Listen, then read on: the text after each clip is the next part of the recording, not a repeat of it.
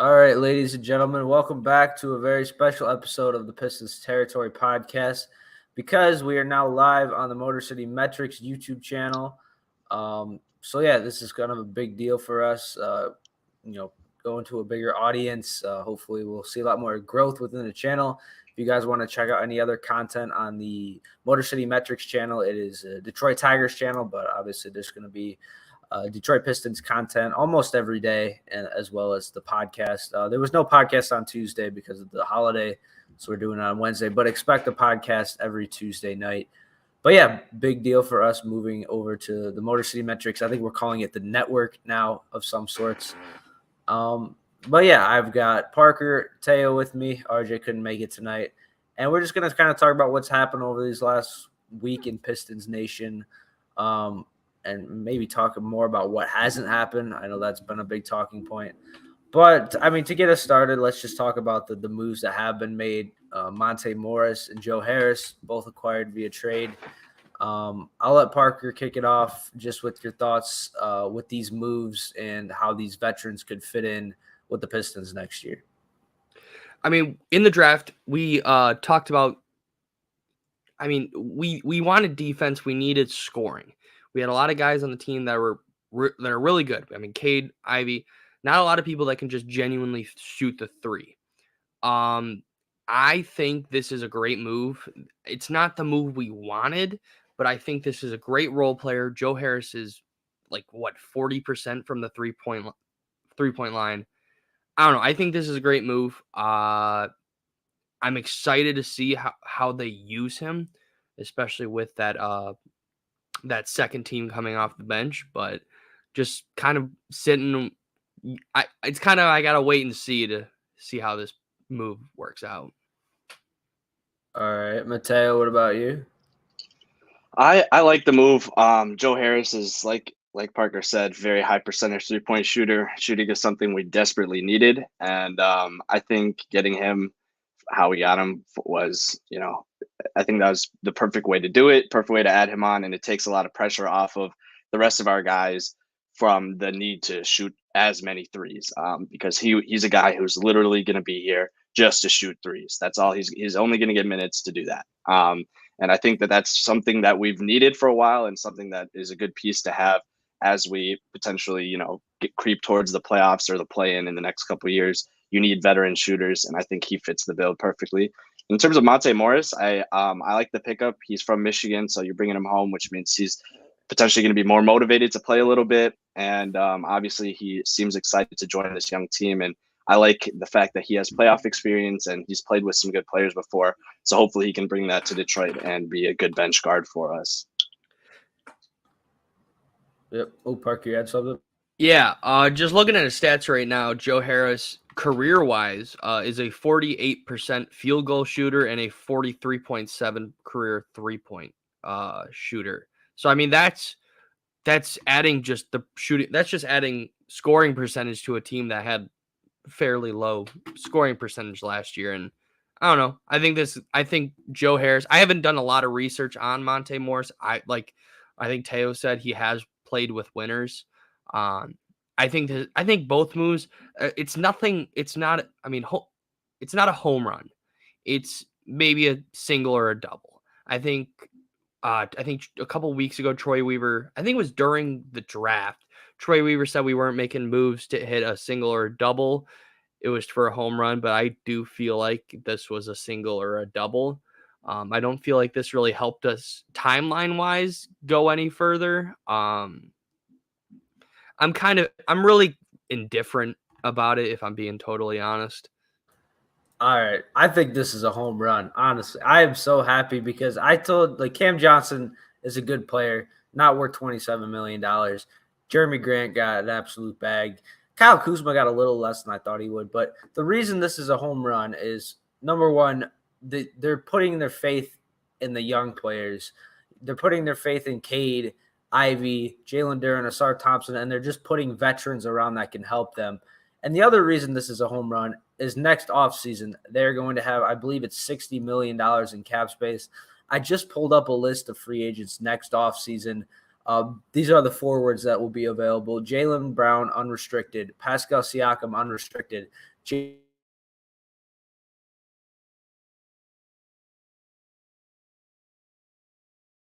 might have lost him. Teo, it's our show now. All right, The we may have lost revolution. John, but we will keep going. I wanted to until we get John back. I'll just expand on his point a little bit because I actually do tend to agree a little bit. I would not go as far as saying that it was a home run necessarily, but I do like the moves that we made because I agree that they were kind of some of the only moves that we could do. The bigger free agents got eaten up by some of the teams that were willing to shell out more money, and those were deals that I wouldn't have wanted us to make either way. And so at the end of the day, obviously free agency is not over, but most of the big ones are out of here for now. So we'll have to see where it goes from there. But it looks like John's back, so we'll let John finish what he was saying. Dude, I felt like that was such a fire take too. I've been having internet problems, but no, my point was next year's free agency is really, really good, and there's a lot of restricted free agents that we could look to acquire, and even some veterans as well. And I definitely think we're gonna want a forward. So I was just naming some guys like Miles Bridges. I think rumors to him coming to Detroit. Jaden McDaniels is a guy that fits this Pistons timeline pretty well. I like that name. Yeah, you got Denny Avdi. Denny Avdia. Yes, Avdia. I mean, he's still pretty young, so maybe he can have a breakout year. Sadiq Bey is a restricted free agent. Bring him home. Yeah, bring him home. So there's some players, but I think this is a home run because it's just giving Cade and Ivy as many opportunities to run this team instead of bringing in a guy that's going to take up shots, a guy in Jeremy Grant who's going to Jeremy Grant's going to demand the ball in his hands. He's going to demand a lot of shots. I think, just putting the ball in your young players' hands and giving them the opportunities to fail and succeed, I think that's the best case scenario for them. I don't know what this means for Killian Hayes. I don't know because they have 3 point guards now. I mean, Monte Morris started for the Wizards last year, which is crazy because now he's probably our backup right now, but I'm kind of hoping he's our third string point guard. But we'll see what happens. But I think this is a home run move by Troy Weaver. I absolutely love it.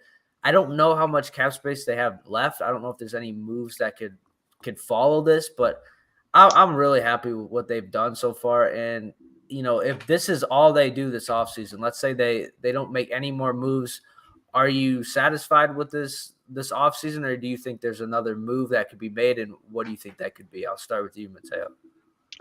Well, just to add on to your point a little bit, I like that you said that it allows the players to play a little bit, our guys, and that signing a bigger contract would have caused them to, get less shots and get less opportunities. I think right now, like you said, a huge thing is just getting them out there to play. Cade has barely played with the guys that we have. Cade played like 10 games with Ivy, and with Duran wasn't even playing that early in the season that much. So he hasn't even really had time to play with most of the guys who developed last year. And so I think just getting everybody out on the court together, getting a consistent rotation with a decent starting 5 and a good bench, and obviously then staying healthy, that can help us improve and help go down the timeline faster than we need to. And I don't think that we necessarily need to rush it by trying to swing at these bigger free agents. But that's just me. And to answer your question, I think that, like I said, I also don't know how much cap space we have left. I would be kind of indifferent if we ended the offseason like this. I like the moves that we made. I think the biggest hit of the offseason is the draft night choices that we made. I think obviously that's going to be the biggest thing of biggest piece of our offseason that we're adding is obviously Asar Thompson and then, Marcus Sasser too. So I think ultimately when you combine the draft picks we got and a couple veterans and with, everyone coming back healthy, especially Cade, I think we're in a decent place to start the season. So I'm not unhappy with the offseason we've had so far, but it could be better. Parker? Yeah, and I think my feelings on this offseason are pretty similar to Mateo. It's not – I don't think we're done yet, truthfully. However, I mean, I think what's going on and why we're not getting these big free agents right now truthfully, I think it's because of the new CBA. The new CBA is coming out for the NBA, and it's going to kill the super team. And it's going to start affecting people that start shelling out $100 million for 3 years. I think Troy Weaver's playing chess while everybody else is playing checkers. Yes, and with chess, you take 5 or 6 moves to get what you want. That's what Troy Weaver's all about. We never expect. I am not expecting to make the playoffs next year. I'm not expecting to make the playoffs the year after that. Maybe 4 years down, 4 years later, yes. I think about 4 years from now, we are in the playoffs. Maybe as like I can see us as a mid-range East team 4 years from now, and I think that's a fair statement. Cade's going to be is going to be close to his prime. Ivy's going to be close to his prime. Duran's going to be still one of the youngest, is probably going to be the younger guy on the starting lineup.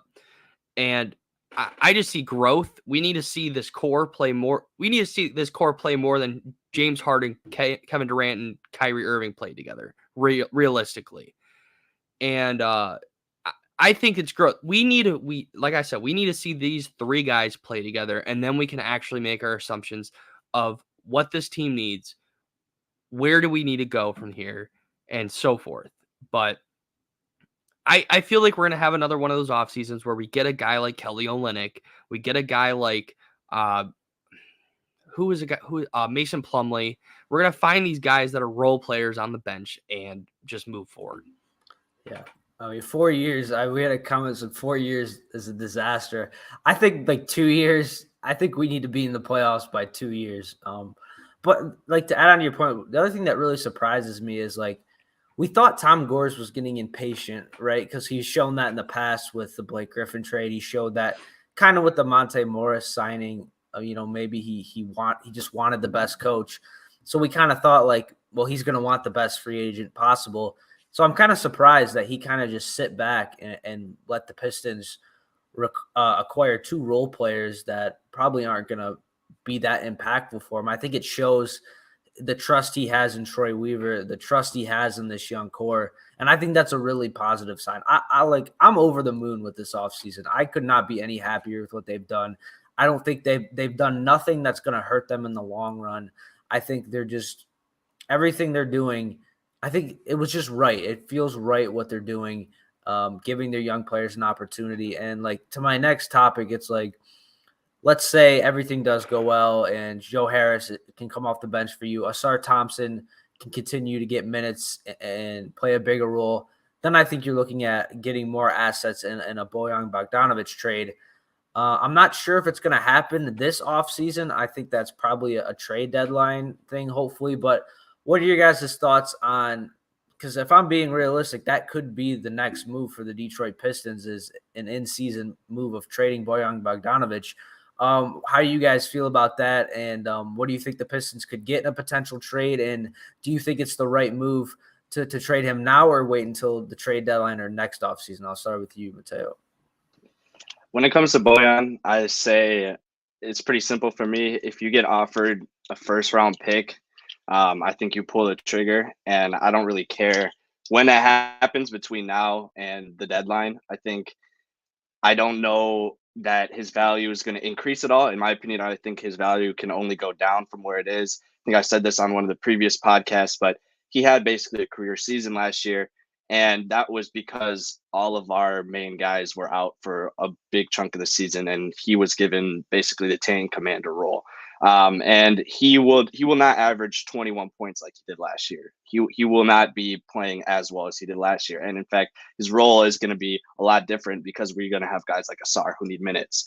And so that being said, I don't really mind, that we trade him. I do want to trade him. And honestly, sooner rather than later, maybe. I don't think that him playing a lot of minutes for us this season is necessarily helpful for us. He was and no hate to him. I really liked having him on our team last year. He was a lot of fun to watch, but that's not the kind of basketball you want to watch when you're trying to compete for playoffs. And so ultimately, I think we hopefully get, hopefully a first round. And if you can get anything more than that, I mean, absolutely. But if you can get any type of first round pick, if not some sort of vet player who's on a cheaper deal, Obviously, we're paying Bojan a lot of money right now, so it would have to work out with that as well. But those are kind of my thoughts on that. I'm okay to move on from him. I'm ready to move on from him. It can be any time now, but I'd like to try to maximize his value. I'm worried that if we hold on to him for too long, we could lose value. Yeah. What about you, Parker? And I think Mateo hit on the head. If we hold on to him, we're going to lose value in him. We talked about this right before the show started. Bojan is a hot topic throughout the NBA, but Troy's not trading him. Why? It's probably because we're only getting offered like 3 second-round picks. That's not what, even a casual fan would say, no, that's not going to cut it. I foresee that before the season starts, Killian Hayes and Bojan Bogdanovic are going to be packaged together in a trade. To who? I don't know. That's just, I think, the forecast of where this team is going. I think I know I said this last time when we talked about Marcus Sasser, but realistically, Marcus Sasser is a better, 20 times better than Killian is right now, in my opinion. I think he's a better defender. I think he's a better scorer. Is Killian young? Yes. Would it be terrible if we trade him away and he turns out to be like a Chris Middleton? Yes. We don't need another one of those on the Pistons books of great players we traded away. But I think Bojan, great guy. I think last year he played a really important role, not just basketball-wise, but I think development-wise for these young guys. I think that he brought a lot of leadership to the team that hadn't been there, especially when Cade's gone. I think Cade, Joe Harris is going to have to be that guy if Bojan is traded to be the leader of the team. He's the vet. Him and Monte Morris and Alec Burks are the vets of the team. I don't know if who knows? Maybe the Clippers don't really trust Russell Wilson wrong sport. Russell Westbrook, and we trade him for his cheap $8 million. I wouldn't mind it. Yeah, I think that's probably what they're leaning towards, is trading Burks at the deadline, trading Monte Morris, maybe trading Joe Harris at the deadline as well. I think this is probably what's their offseason is going to look like. Like, I'm looking at some free agents who are still available. Kelly Oubre, my guy, still available. PJ Washington, still available as well. He is a restricted free agent. It hasn't been the most interesting offseason, but I don't think that's a bad thing, because at the end of the day, you're getting 2 top 5 picks coming back next year, with Cade obviously coming back and then Asar Thompson. But yeah, the only other topic I had Pistons-wise was just looking at this list of free agents. Was there any deal or any player you saw that really upset you that you thought the Pistons could have matched or kind of could have went for, like any player in particular that you were upset that the Pistons didn't, go after or sign that is already signed? I don't have a specific player, but I'd like to talk about Grant Williams, because we just figured out how much he's worth. And I think that we're talking about. So I think, because I saw a lot of Pistons fans talk about Grant Williams a lot in the offseason. And most of it were people who wanted him on our team and wanted us to pay him. I was in the camp of someone who didn't really want him on the Pistons. I figured that would be the type of guy we would overpay and then end up regretting it down the road. But I do think that he got a decent deal with the Mavericks. They got him for a reasonable price. And I think that's a good fit for him. And I'm glad we didn't end up with him, but that's okay. And I will say there were a lot of people who wanted him. A lot of people wanted him. So I'm curious what you guys thought about that, and if you had ever wanted Grant Williams at one point. I mean, I was interested in him. He got 4 years, $54 million, I believe. I don't really want to commit 4 years to him. If it was a 2 or 3 year deal, I'd probably be down for it. But I think at the end of the day, you need shooters next to Cade and Ivy, and having Joe Harris. Joe Harris is just a better shooter than Grant Williams, and I think that's what it comes down to. And he's only on a 1 year contract, so I'm perfectly okay with them choosing. I think they essentially chose Joe Harris over Grant Williams, and I think they made the right decision. Yeah, and totally. I mean, Grant Williams, I mean, with Pistons fans, his name has really been linked to the team. Just one, because he's young. I mean, that's really a big thing. Two, I mean, he's a scorer, but we got a better scorer out of Joe Harris. I think when John brought up who we think we can probably sign so far with the remainder of the offseason, I know Kelly Oubre has been linked a couple times to the Pistons. PJ Washington I've seen a lot more about him than I have seen Kelly Oubre. So I don't know if that is someone. Never mind. I'm not going to bring that up. I was going to bring up the baby mama situation, but PJ Washington's solid role player. I mean, he's another guy that we're going to get off the books. I mean, it's a really crappy free agency class this year. It's nothing that we're going to hit it out of the park with. But John said, I think next year is a much better free agency class. So just sit, wait. We can take one more year, I think. Yeah. And I mean, a guy I would look at is Bruce Brown, just because he got a 1-year deal with a team option, I think. So I know he did get paid a lot, which is, if we're being honest, if you would have told me Bruce Brown would be making $20 million one day, that's kind of couple crazy. years ago. Yeah, Yeah. a couple years ago, we'd have been like, no way.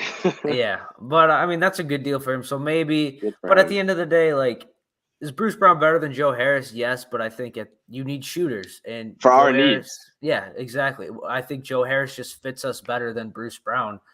But yeah, just looking at some of these other deals, like Kuzma got 4 years, but he's a guy that likes the ball in his hands too. And I don't know if he would have been a great fit. Like, at the end of the day, Troy Weaver's the GM because he's smarter than all of us. And I think we're kind of seeing that now with the moves that he made and just getting pieces that fit better with this young core. So I honestly, the only gripe I would really have is Bruce Brown. But now that we've just talked about it, like, I think I'd rather just take Joe Harris this year and then we can sign Bruce Brown next year, because if the Pacers don't pick up his team option. So, yeah, I mean, there's really nobody I can look at. Like Cam Johnson, I didn't want to overpay for him to begin with.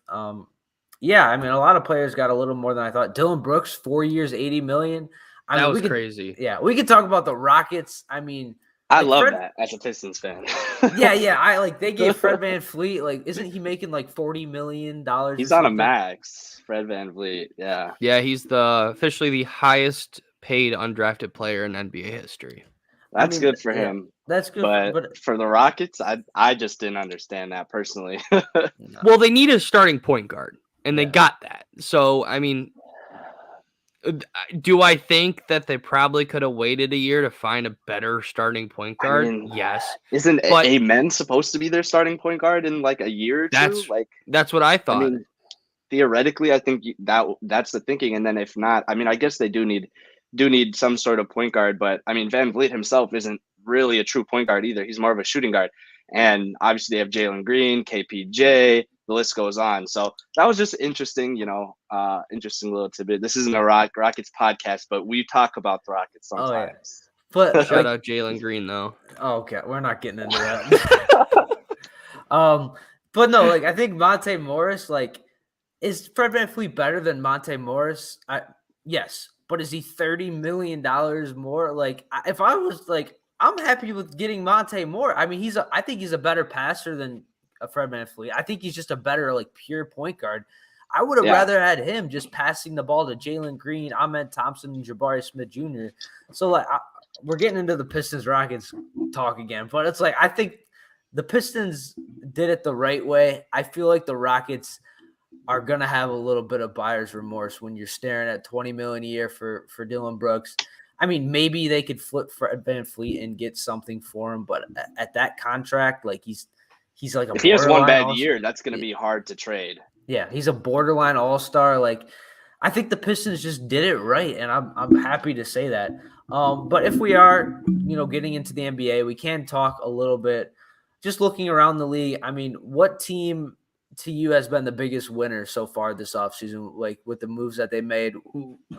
I have one team in mind. I'll go with the Lakers. I really love what they did at the trade deadline. I honestly thought if they brought the same exact team back as they did last year, they're going to be at the top of the Western Conference. And they pretty much did. They brought back D'Lo, and they got him a lot cheaper than what I thought he would. I mean, it's kind of well-deserved because he didn't play that well in the playoffs. They added Gabe Vincent, Taurean Prince, and they're able to bring back Rui Hachimura and Austin Reeves. So to me, I think the Lakers would be my biggest winner, but is there a team that you guys have in mind that you were really impressed with what they did this offseason? Teo, you go first. I'm still thinking. Yeah, I mean, I also got the Lakers. They're the first one that comes to mind.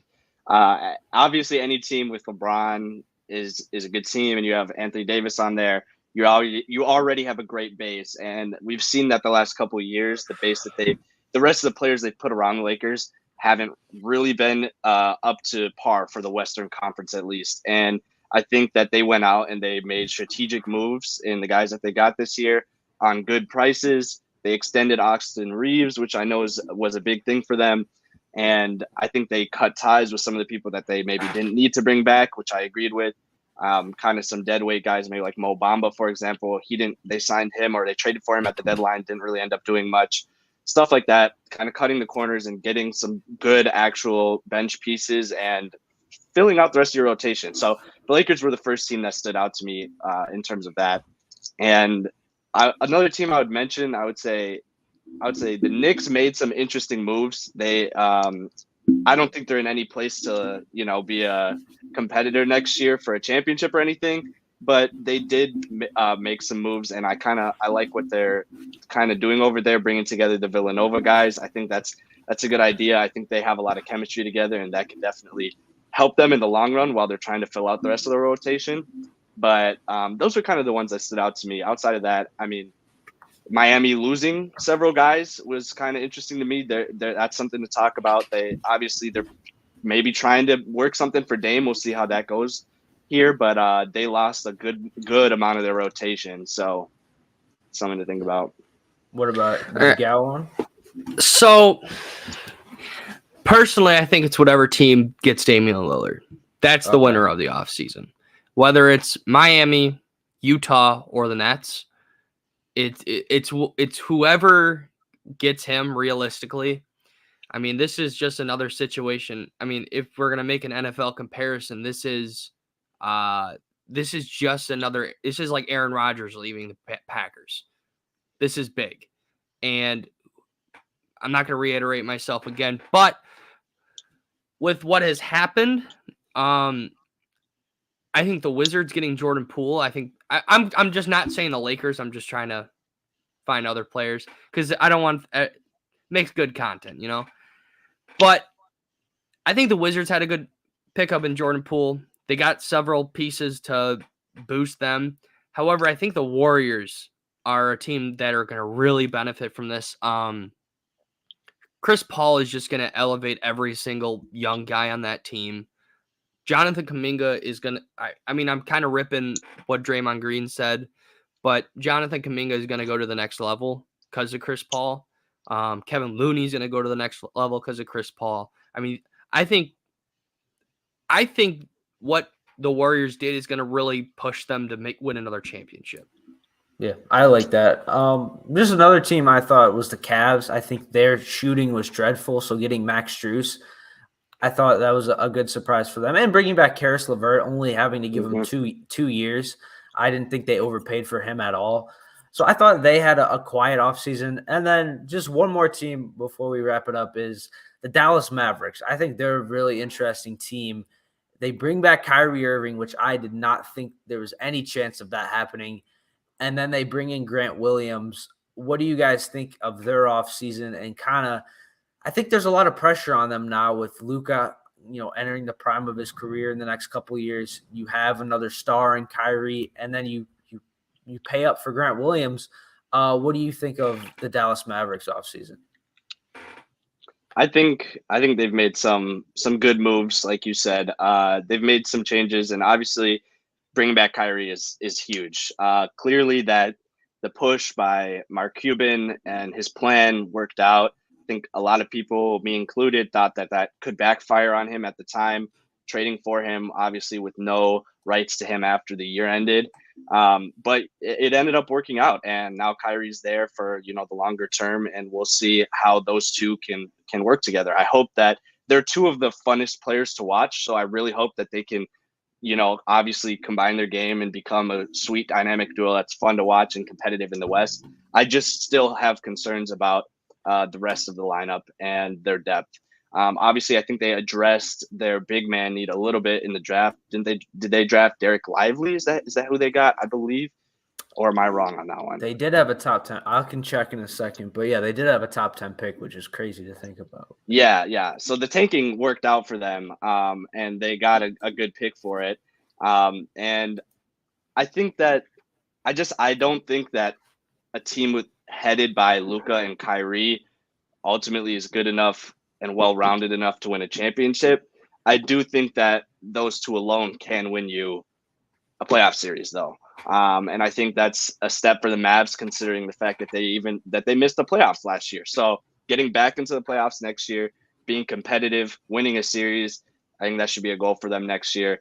They don't need to try to rush into a championship now. They need to try to build around what they've got with Luka and Kyrie. And now that they've got that, now let's see what they can do. And yeah, that's kind of what I think about the Mavs. Yeah, and so did you figure out what they got? Yeah, they got Derek Lively. So they drafted Carson Wallace and traded him to the Thunder, and then the Thunder drafted Derek Lively, and so yeah, they got Derek Lively, which they need a big man. I don't know if they're going to bring back Christian Wood, but I think they're an interesting team to follow because I think there's a lot of pressure on them. But Parker, did you have any thoughts on the Mavericks? I mean, it's hard to say that picking up Kyrie Irving again for the Mavericks was a good move because we saw the decline of just the Mavericks in general last year. I think Grant Williams, great. I think that's good for the Mavericks. I think he adds a lot to them. But I guess this is just more time to see if this Luka and Kyrie team up is going to really work out. I'm not a big fan of it. I was really surprised to see that Kyrie stayed. I don't know. Luka might have said, "Hey, you just want to leave?" I mean, he's probably trolling him or something. And they convinced him. The Suns probably were like, "We don't have enough cap space for you." Lakers are probably like, "You're not the point guard we want right now." I think there's a lot of controversy that also comes with Kyrie Irving. I mean, that's probably another reason why he stayed in Dallas. Is it the best situation to be in right now? No. Is it a bad situation to be in? No. I think we have to really wait and see this upcoming. I think we need more time to see Luka and Kyrie together. Because last year, they got fined for tanking. I mean, maybe that had a factor in it. I don't know. I think it's just a kind of sit on it thing. Yeah. But, yeah, we did get into some NBA talk because, to be honest, there wasn't too much to really talk about with the Pistons. But hopefully we'll have some more developments as the offseason goes along. We might have to dip into the NBA more, maybe do some throwbacks. Because, I mean, with, like, the Tigers offseason last year, we were doing a lot of throwback content just because, as the offseason winds down, there's not much to talk about. We do have Summer League coming up, so that'll be fun to see. I don't really take much from Summer League, but it'll be cool to see. I want to see Asar Thompson's jump shot. I think just really because that's been such a big talking point. I kind of want to see what that looks like. But I mean, half the Pistons roster is on the Summer League roster, which is kind of crazy. Like you got Wiseman, Ivy, Duran, Asar Thompson. I know I'm missing a couple other names, but it's kind of crazy to think about. But that'll be interesting to see. But yeah, I think that's all we have. Is there anything else you guys wanted to add before we get out of here? We're winning the Summer League championship is what I'm saying. I don't care. Yeah, I could go either way. I do not care how we finish that. I just want to see Asar, though. Yeah. The in-season tournament. Did you guys see that? Oh, they approved that today, didn't they? What? Yeah. Isn't that part of the CBA? I think I don't know. Well, do you guys know what it is? Because they've been talking about it for years, and I think it's like officially happening now. Do you have any? Like, can you I think explain? it's supposed to be like the NCAA championship, like the tournament, March Madness type stuff. I'm not 100% sure. I'm actually looking it up right now. Yeah. It'll be announced July 8th officially, and it'll explain everything that happens. The players on the winning tournament team would receive $500,000 each. That's another thing. The NBA's new. Oh, here's a Woj tweet. Am I allowed to present? Hold on, let me I might be able to. Or I can probably let you, but share screen. Oh shoot, maybe you can't. But yeah, it says December 7th and 9th in Las Vegas will be the play-in. So, all right, hold up. I think. oh, Can you see it? hold on. There we go. Try to find it. No, we can see our screen, but yeah, I don't know. It's just something they've talked about for years, and I mean, I guess I'll give it a chance because, to be honest, I wasn't really a big fan of the play-in either, and now that they've implemented that, I've been a pretty big fan of the play-in as well. So hopefully, I'll feel the same way about this. All right, here's the Woj tweet. ESPN sources the NBA's new in-season tournament Final Four is set for December 7th and 9th in Las Vegas. Statistics will count for the league's regular season, except for championship games of the event. Interesting. So I guess we're going to hear more about it once July 8th hits, but I don't know. I think that'll be interesting. I think that'll give a lot of people a shot to actually see.